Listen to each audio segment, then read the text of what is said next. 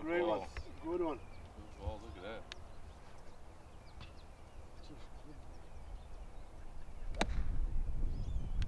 Alright, that works.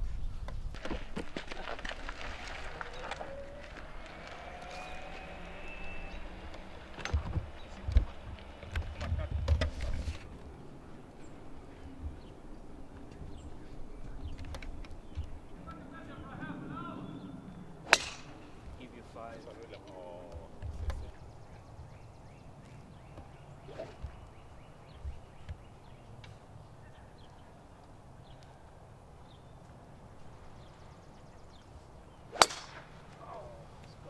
You can punch that one back. Wow, nice one, William.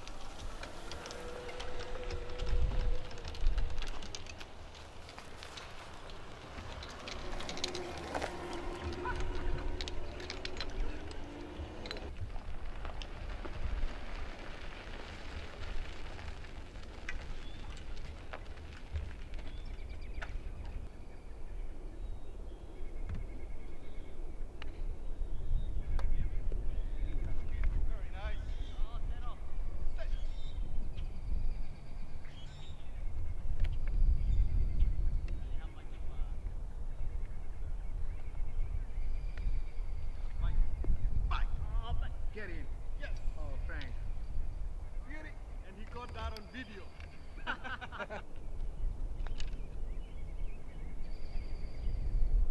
on, break. Just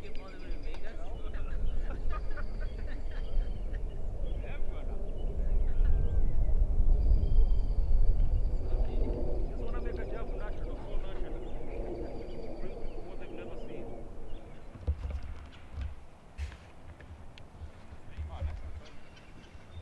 Yes. Get a piece of it. Good one. Good one. Whew. Very nice putt. I'm helping all you guys with these lines. You guys should pay up. That's gonna be.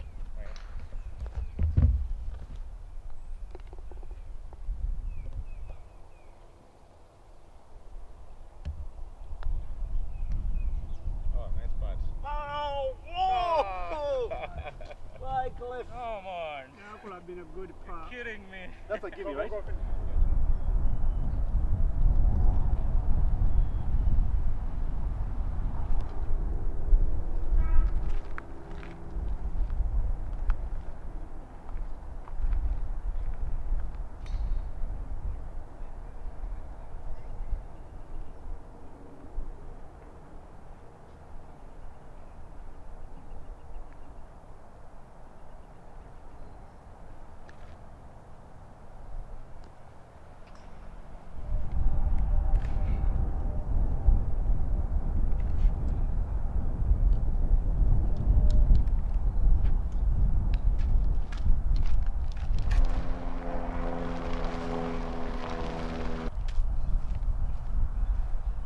Nice one, nice one. Nice tip.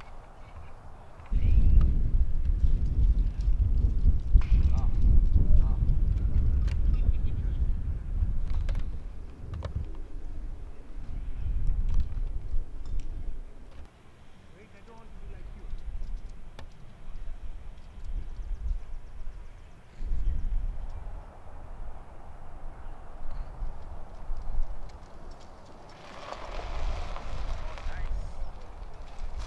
Ball.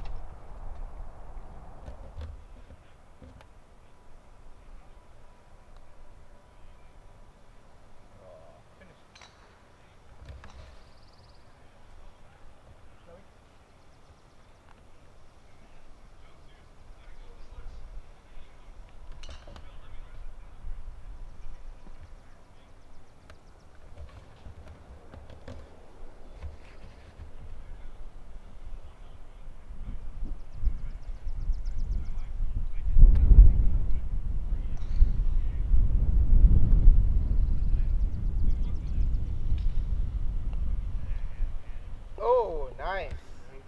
Doherty. Confidence. For the camera. For the camera, count.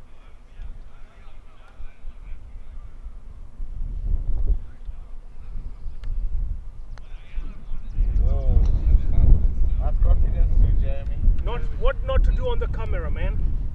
Everything is recorded now. Yep. That's what you never do. Go ahead. No, I'm done. Nice.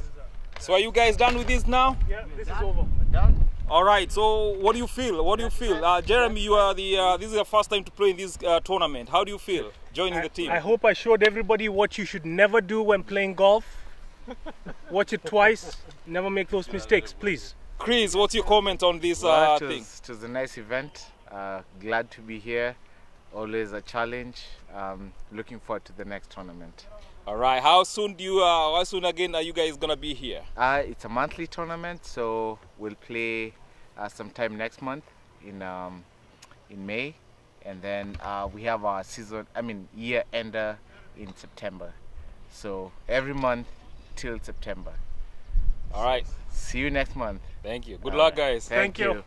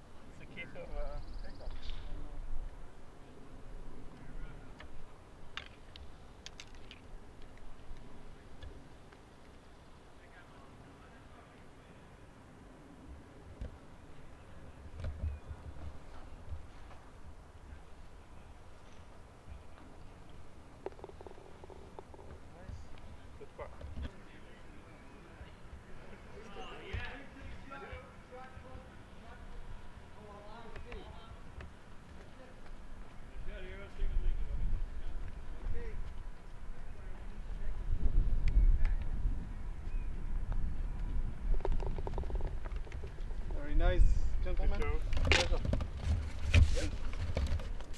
Good game.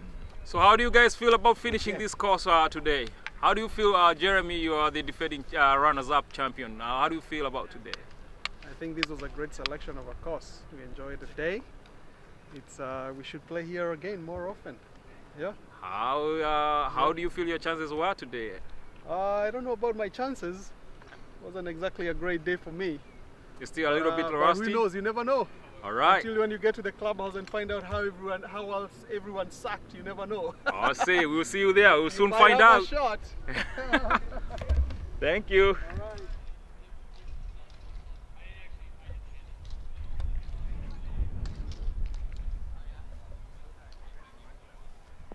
Nice. Oh man, I went over.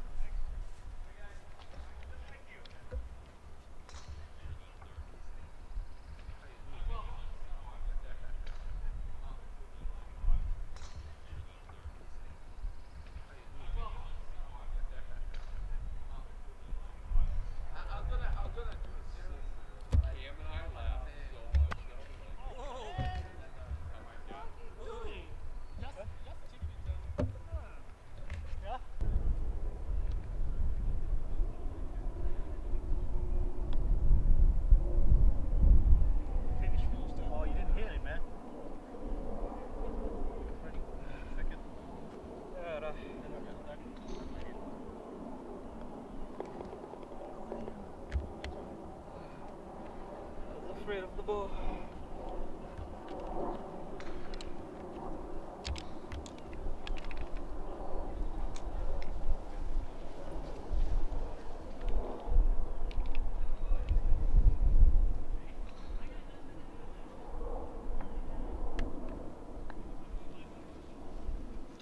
Again.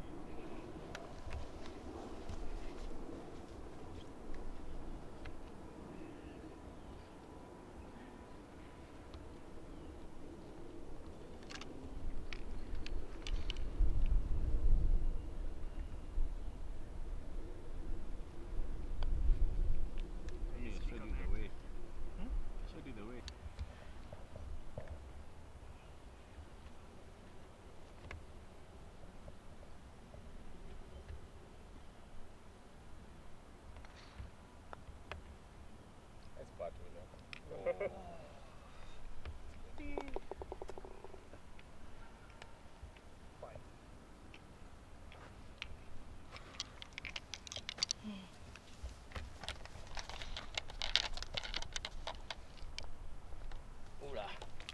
So gimme.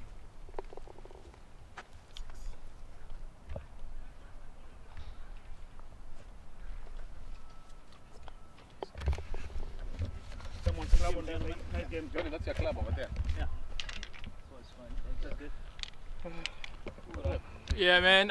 What do you think? The defending champion. How was the course today for you? Wasn't that bad today, actually. I think I kept it in the short stuff today.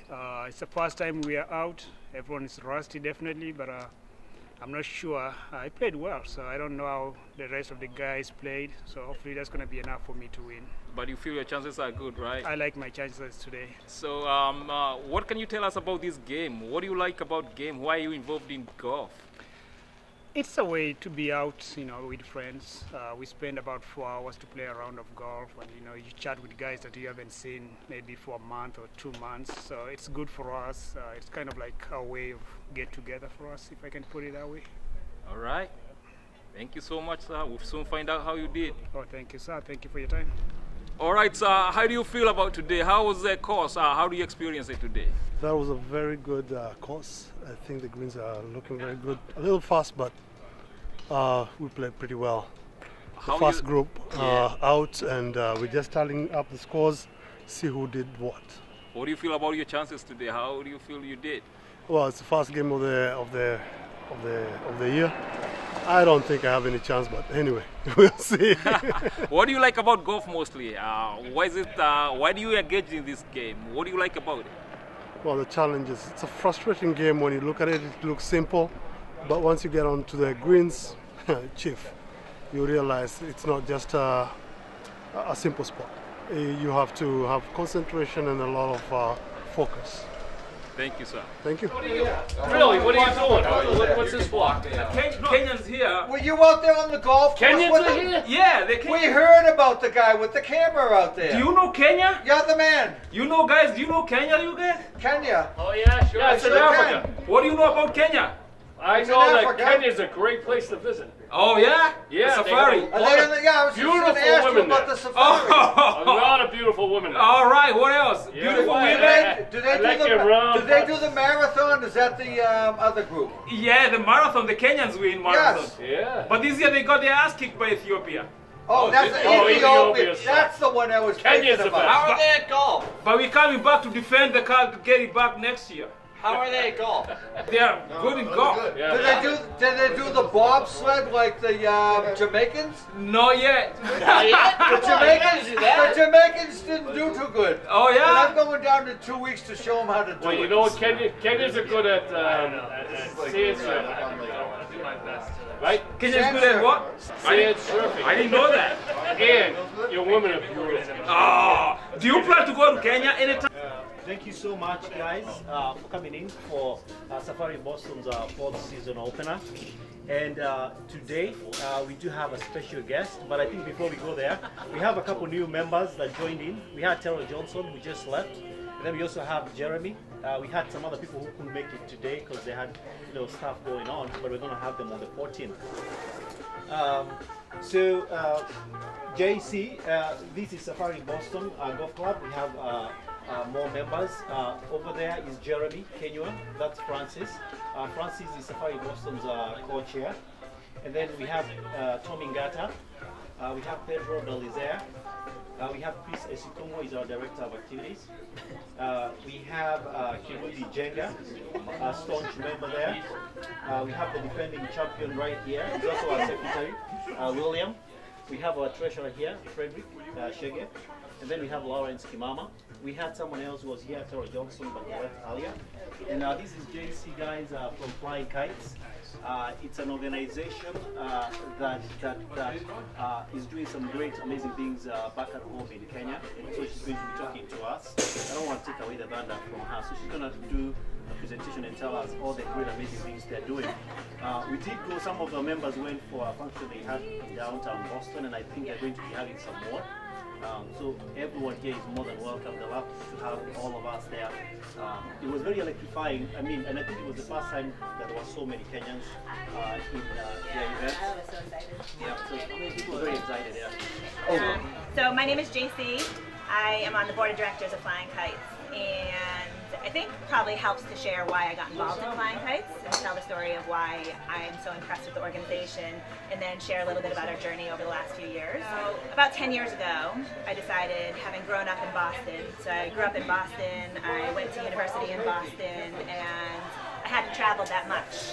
And I said, you know, there's this big world, and every year I'm going to go and travel to a different country. And I want to volunteer in that country, I want to do something that's adventure-based, and then I want to just sightsee and learn about the culture.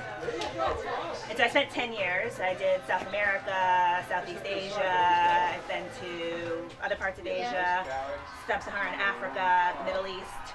And every year I would go and volunteer always around kids' education. So either in orphanages or in schools.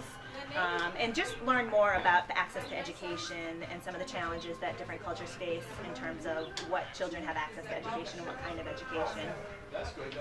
4 years ago, my trip was to Tanzania. So I was going to hike Kili, and then I was going to volunteer for a week in a kindergarten. And one of my friends said, well, you can't go to Tanzania, you should go to Kenya. And I said, well, I already booked my trip to Tanzania. That's a good friend. I said, I already booked my trip to Tanzania. And he said, it does not matter. Yes. There is this unbelievable little place called Flying Kites in Jibini in Kenya. And if you're going to be there, then you have to go to Flying Kites. And I said, well, I already booked my trip to Tanzania. I said, but how about when I get back? I said, why don't I meet this person that you think is so amazing and learn about what's so impressive about this model? So I went to Tanzania, I volunteered for a week in a school in Tanzania, and I came back and I had lunch with Lila. And Lila is one of the 3 founders of Flying Kites. And what she shared with me is her experience in terms of going to Kenya every year in college and working in the orphanages, and the realization that it was okay to have substandard care and to have a different level of what you provide to children if you're in the orphanage system in Kenya. And she asked herself, why is that okay? Why is it okay that they get 1 bowl of rice in a day and that's considered great and you should be happy with that? And maybe you get to go to school and maybe you don't get to go to school. And so she started to think about it, and when she graduated college, 2 of her friends and herself, and they came back and said, you know what, they bought a plot of land. They said, we can do this differently. I said, and we're going to do it the model that you would want for your children. And we're going to teach these kids where the system has failed them, some of the most vulnerable children in Kenya, that they can go and make a difference and break the cycle and do something different and really make a difference in this community. And after listening to her, just really blew my mind, because I had never been to a place in another country where she felt that way, where she explained to me the kids go to school every day, they cannot do anything but, they have tutors after school, they have their chores that they have to do, they have all of the things that we expect of our children, they give back, they volunteer back into the community. And as she explained this model to me, I thought to myself, this is incredible. We do. So I immediately joined the board. She asked me if I wanted to join the board, and I said absolutely. But I realized that couldn't be effective until I went to Kenya and went to visit this place that people talk about, this Flying Kites place. So a few months later, I went with Lila. And when I say that it's one of the more pivotal journeys of my life, and I've had a lot of unbelievable experiences, this one fundamentally changed who I am, what I believe, and how I believe I can help make a difference in the world. And I believe fully that this model that Lila and the other people that have been a part of Flying Kites are doing something that is fundamentally different. So look, we are so excited about what the future holds, and like I said, I think that Lila and the team down in Kenya, and we work very hard. We're born in Kenya, that we're raised in Kenya, and that can help our children really assimilate into the Kenyan culture. So our educators, our headmaster, we have done a lot to make sure that we are not just bringing in U.S. folks, right? We want U.S. dollars. We want to influence Kenyan economy in very significant ways for Kenyans. We are focused on building this new campus. We hope to break ground in July. We are thrilled that Alex and Ronnie, I don't know if you've heard of them, the jewelry company that makes those really jewels with the charms on them. They gave us a grant for $300,000 for our women's dorm, our girls' dorm. And so now our focus is on doing the funding so that we can build our boys' dorm. We need $280,000 to build our boys' dorm. And it will be about a year for us to build the whole campus. We hope to be done next summer. And what we would love to do is figure out ways that we can work with you to do one of many things. We are always looking for people to come down to Kenya and volunteer with us. People that want to go on the adventure challenges and climb Kili, or go on safari and then come over to the home and the school would be fantastic. We need internships in Nairobi and around Nairobi. If you know of any business owners that would be interested in giving us internship opportunities, even if it's one day, if it's a week, whatever it may be, for our Launchpad program. And then, of course, we're always looking for money. So if you know people that want to donate money and help us out, we would love to talk to them, and happy to go to any events, happy to have lunch, coffee, dinner, whatever it takes to help tell our story. But it's a really exciting story to tell. And we have some unbelievable videos. I can send you all links to some really incredible videos. Boston Safari was kind enough to invite us to come over and to speak about flying kites with this group. Thank you. So the link is always Tony, obviously. That's the one I have the email from. But if you want to email me later. Here has relationships outside of here. And so, I mean, you know as many people as there are people out there. Yep. Feel free to get in touch with them. You can hold your own small groups that they can come and talk to, whether it's in. So now, guys, today we had a great tournament, and I'm going to start by announcing the third placed. And we had two guys. One played so well, another one, oh no, they all played well. So that place, we had Mr. Lawrence Kimama with a gross of 100, handicap 24 for a net of 76. Give him a big clap. Wow. Can you just stand up though? And then, okay, just stand up so just that come in the front there. Who's Lawi? Yeah. Lawi. Who's Lawi? Hey, that's Lawi right there. Community, the Catholic community. So we are doing. Is that the number 3? Yeah, that's the number 3. Cool. Okay. No, number 3 doesn't get there. Would you have? And then, now, for the other guy who tied with Kiruthi, with a gross of 88, handicap 12, net 76. The guy who just came from Kenya after taming a cheetah. And by the way, this guy tamed a cheetah. If you see, you see him with a cheetah. The cheetah. Yeah, I'm a cheetah. And he came today and tamed the golf course. Kiruthi Jenga. Give him a big clap. Yeah. And then we also have a second placed. He's been a champion before at our club. He's been a champion of the Safari Boston chapters with a gross of 85, handicap 12 for a net of 73. Francis Gaduru Kebugi. Now, to announce the winner, usually what happens, I don't do these announcements. These announcements are done by none other than William Lopei Lokaman. But today, he couldn't announce And there was a reason why. I think you rigged it. Next month I'm keeping the scores. Yeah. Now, this here is the Safari Boston Golf monthly mug. We have a champion that wins it every month for 7 months in this season. And today's winner, with a gross of 82, handicap 11 for a net score of 71, is William Lopez Locamar. Emma saying,